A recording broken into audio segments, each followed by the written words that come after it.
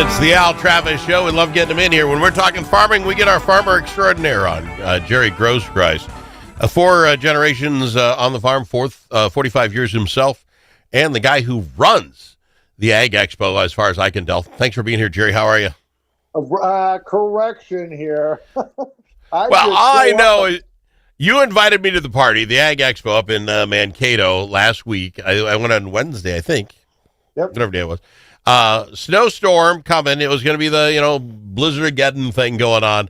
This place was packed, people everywhere.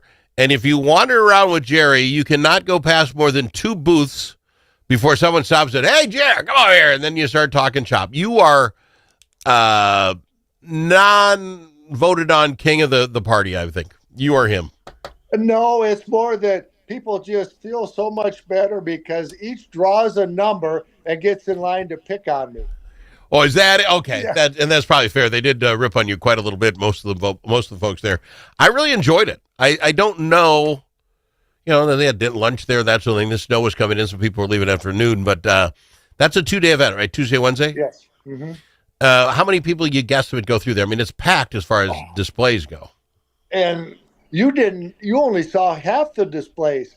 Yeah. The main convention center across the way had the big equipment. They had a great big Class 9 combine, two of them in there, and a great big quad tractor. And we could have gotten together with my wife and your wife, so both of our houses, and we still wouldn't have come close to that. Only one of those. That's a good point.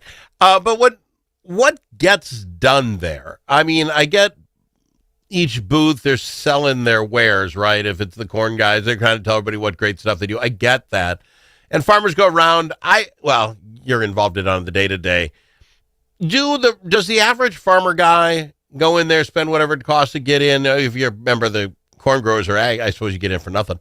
But you walk in, and I think it was the corn. It was the corn booth. I was sitting there with the corn booth, and you literally watch their presentation on the screen, 501 ethanol, this and things.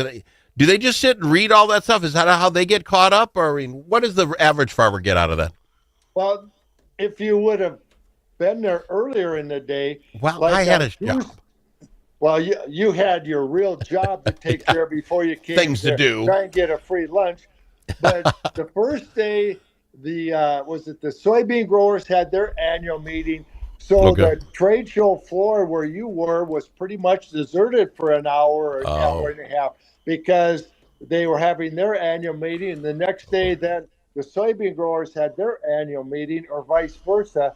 And so that I voluntarily pay into the Corn Growers Association and the Soybean Growers Association so that then I can have a voice in St. Paul or Washington, D.C., but then they also have the checkoff side, the mandatory checkoff. Yeah. So every time I sell a bushel of corn or a bushel of beans, they take a penny and a half or whatever it is, and that goes into the checkoff, and that's audited by the USDA. Research, education, and promotion is the only thing that those dollars can be used for. So it's like each organization, the corn growers and the soybean growers, had 2 annual meetings, report back on how they invested those checkoff dollars, for example, what research projects they funded, what answers they were trying to find. And the weather was getting bad, so I didn't have time to take you out to the hallway to introduce you to all of the graduate students. But the Minnesota soybean growers and the Minnesota corn growers fund different research projects. And we're also educating the next generation of scientists, because if you're working on your master's, your PhD, you need a research project. Yeah. Well, if then we can team up with them. Okay, I need to find a better way to control this disease or this insect, or we have this question about nutrient management. And here's a graduate student under the supervision then of their advisor at PhD, and they're working on their graduate program, their master's and their PhD. So we are finding an answer to some issue that we have, plus helping educate the next generation of scientists. So it's really cool. Well, take me into the corn or the soybean voting. When you all go in there and you're going to vote, Is there yelling and screaming? Does Jerry have something that I want to sell more corn? And everybody goes, yeah, Jerry, more corn. Is it like that? Is it kind of like you see the DFL or the Republican Party, their big annual gathering? Is it y'all wearing funny red, white, and blue hats? We're much more civilized, Al. Oh, shocker, really? Okay. So what you're voting on stuff, but if somebody came to, go ahead. I've never had this privilege because I'm not a member in good standing. Actually, I've been busy. Each county organization sends delegates, like one delegate, to the annual meeting to represent the county if they have important things to vote on. But usually then the delegates elect the leadership, the president and the vice president and all that. And then they make the more obviously important decisions and report back to the delegates. But there's sometimes some contentious issues that are talked about.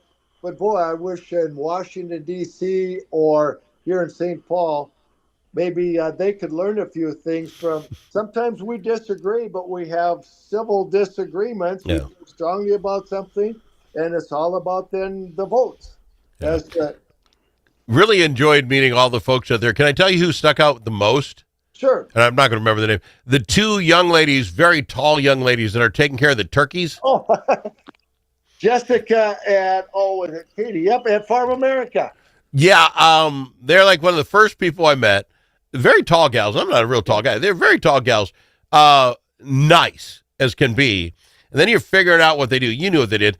They're the ones keeping track of the turkeys that Biden took and pardoned, and they look like they enjoy it. Yeah. I think you give me 2 turkeys, say, Al, until these things die of natural causes, you got to feed, water them, take care of them every day. I'd be like, I don't need the hassle. These ladies love that crap. They were very excited. I enjoyed them. I enjoyed them very much. Well, they enjoy it because it's a big draw, and it was great publicity for Farm America and their mission of telling the history of agriculture, past, present, and future. And they're there every day. But like, did you notice a certain young lady, her husband happens to be an agronomist with a big co-op, and that day when it was really cold, he was out and fed the turkeys because they were over at Farm America. The point is, it's this big field of agriculture. You just step up and help out when needed. And we have other volunteers that will step in and make sure that they're taken care of, because they always have some livestock there at Farm America for the kids and the visitors when they come to Farm America. And Farm America is in Waseca, right? Just west of Waseca. All right, 320 acres.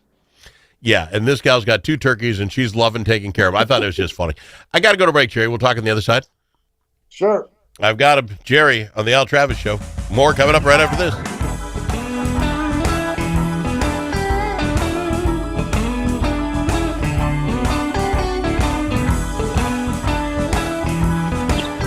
It is the Al Travis Show, and I'm talking farming with Jerry, of course, Jerry Groskreutz. Congratulations, Jerry. I don't know how else to say this. You did a great job. An agricultural economist for Farm Credit Cooperative, Compeer Financial, said it's a brand new U.S. corn production record, 17 billion bushels. Congratulations to you and all the corn guys. Rock solid. Yeah. Way to make your money. Wow. Our downfall is we're just too darn good at what we do. Wow. That's a great answer. That's just funny. They say that was a shocking thing to the market. But, that's not good news, is it? That was the last USDA report that we're still kind of reeling from. But here's a classic example, and you maybe noticed it over when you were at the Minnesota Ag Expo.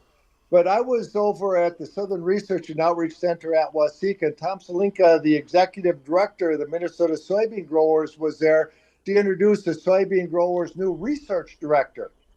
And his name was Sergo or something like that, but he was from Chile.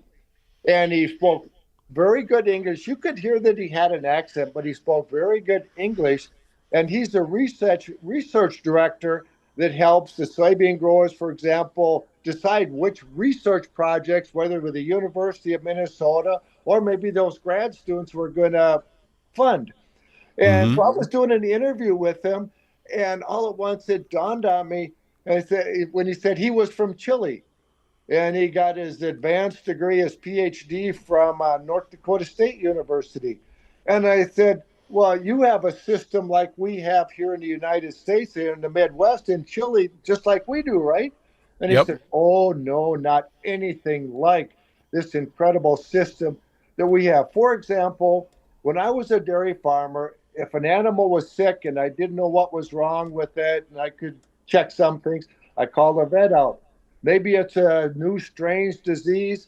Well, all at once, that veterinary can go to the Minnesota Board of Animal Health, University of Minnesota Veterinary Diagnostic Lab to Oh, try and isolate what disease it might be. If they can't figure it out, the USDA APHIS, Animal Plant Health Inspection Service, you can get veterinarians there. There's a huge facility in Ames, right off the interstate there. If you watch on the west side of the road when you're going through Ames, you can okay. see that.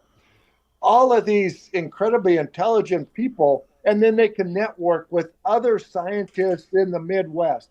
Or if it's a new crop disease, I don't know what's wrong. My beans are dying. What's wrong? I call it my agronomist. They get a hold of Extension, our plant pathologist. This incredible system to find out, for example, they were talking, their goal was about a new disease we found in Minnesota in soybeans called red crown rot.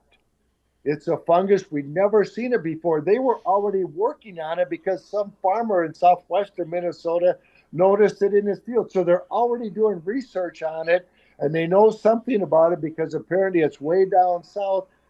So the point is, we're always out there trying to find out how to do a better job, be more Sure. efficient, produce more bushels. And if you notice, all of those exhibitors there at the Ag Expo, they were all there trying to help us do a better job, be more efficient, produce more bushels. And we're darn good at adopting new technology, new ways of creating more bushels per acre.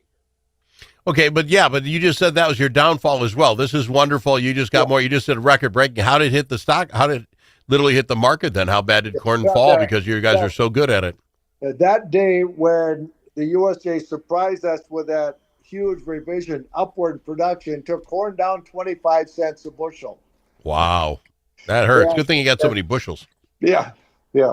And for example, right now, cash corn in our local area is $3.80 a bushel, while most farmer with projected trend adjusted normal yield 5-year average, their cost is closer to four and a half, $5 a bushel. Wow.